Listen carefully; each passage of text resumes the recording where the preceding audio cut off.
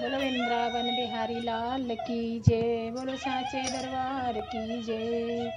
आप सभी सुनने वालों को मेरी तरफ से प्यार भरा राधे राधे, जय श्री कृष्णा। आइए हम आज भगवान की भक्तिमय एक और कहानी सुनते हैं।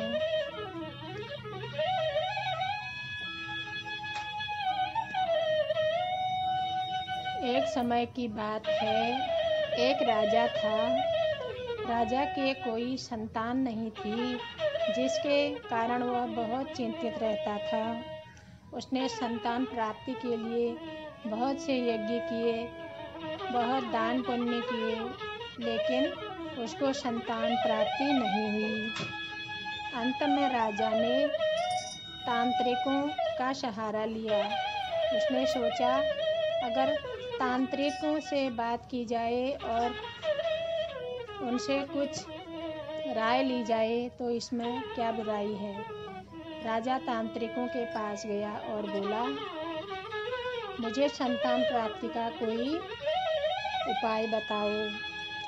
तब तांत्रिकों ने कहा, आपकी संतान प्राप्ति के लिए आपको किसी बच्चे की बलि देनी होगी, फिर आपके संतान हो जाएगी। यह बात सुनकर राजा ने सोचा, अगर किसी के बच्चे की बलि देने से मेरे को संतान की प्राप्ति हो जाती है तो यह उपाय भी करके देख लेता हूँ। ऐसा विचार करके राजा ने अपने राज्य में ढिढोरा पिटवा दिया कि जो भी मुझे अपना बालक देगा उसको मुँह मांगा इनाम दिया जाएगा और उसकी हर व्यवस्था को पूरा किया जाएगा। यह बात पूरे राज्य में फैल गई। उसके राज्य में एक गरीब आदमी रहता था। उसके 4 बच्चे थे। वह अपने बच्चों का भरण पोषण बड़ी कठिनाई से करता था। उसका एक बेटा था जो काम नहीं करता था और भगवान के भजन में ही लगा रहता था। उस आदमी ने सोचा कि यह बालक कुछ काम नहीं करता है और राजा ने बोला है कि अगर कोई उसको संतान दे दें तो वह बहुत सारा धन देगा। तो ये अच्छा मौका है, इसे मैं राजा को दे देता हूँ और राजा से मुँह मांगा धन ले लेता हूँ, जिससे मेरी दरिद्रता भी दूर हो जाएगी और राजा को भी बालक मिल जाएगा। ऐसा विचार करके उस आदमी ने अपना बालक राजा को दे दिया। राजा बालक को लेकर अपने महल में गया और तांत्रिकों से बोला, इसकी बलि चढ़ा दो और मरने से पहले इससे पूछ लेना कि इसकी आखिरी इच्छा क्या है।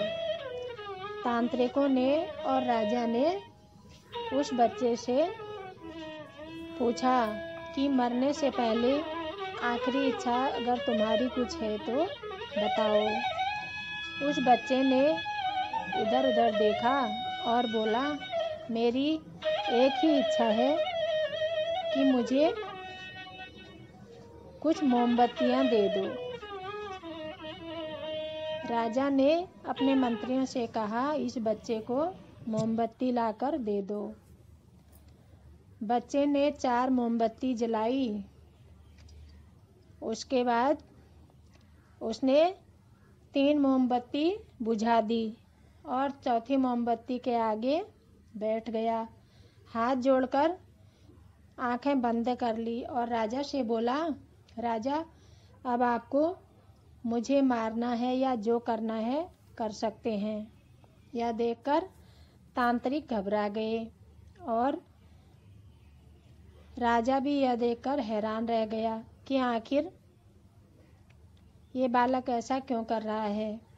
इतने में राजा ने और तांत्रिकों ने उस बालक से पूछा कि तुम ये सब क्या कर रहे हो, तुमने 3 मोमबत्ती क्यों बुझा दी। तब बालक ने बोला, पहली मोमबत्ती मेरे माता पिता के नाम की थी। मैंने इसीलिए बुझा दी क्योंकि उनका अधिकार था, उनका फर्ज था मेरी रक्षा करना, लेकिन उन्होंने मेरी रक्षा नहीं की, इसीलिए मैं उनके नाम के मोमबत्ती बुझा दिया। और दूसरी मोमबत्ती मेरे सगे संबंधियों की थी, जिन्होंने मेरे माता पिता को समझाया नहीं और मेरी रक्षा करने में मेरी सहायता नहीं की, इसलिए मैंने उनके नाम की मोमबत्ती भी बुझा दी।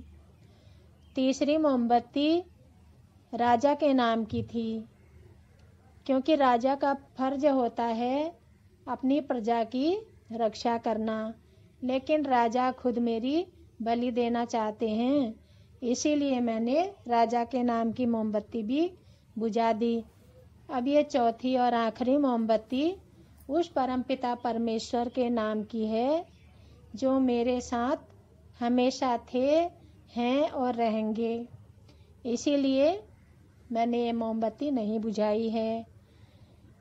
उस बच्चे की बातें सुनकर तांत्रिक भी चौंक गया और राजा भी अंदर से पूरा हिल गया। उसने सोचा, इतना आत्मज्ञानी बालक जिसने ऐसा उत्तर दिया, इस बालक को मारकर अगर मेरे को संतान नहीं हुई तो फिर क्या होगा, अगर संतान हो भी गई तो क्या पता इतनी महान हो या न हो, इससे अच्छा तो मैं इसी को अपना बालक क्यों न बना लूं।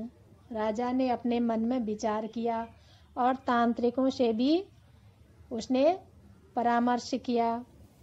उसके बाद राजा ने उस बालक को अपना पुत्र घोषित कर दिया और बड़े प्यार से उस बालक का पालन पोषण किया। इतना गरीब घर का वह बालक, जिसका उसके माता पिता ने त्याग कर दिया था, वह एक दिन अपने पिता का उत्तराधिकारी बना। यही भगवान की अनंत लीला है।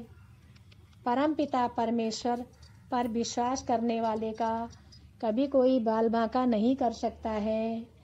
वह इष्ट हमेशा अपने भक्त का ध्यान रखते हैं और उनकी महिमा अनंत हैं, उनकी लीलाएं कोई नहीं जानता। वह झोपड़ी से उठाकर राजगद्दी में भी बैठा सकते हैं और राजगद्दी से उठाकर झोपड़ी में भी डाल सकते हैं, इसीलिए उस परम पिता परमेश्वर का हमें हमेशा ध्यान करना है।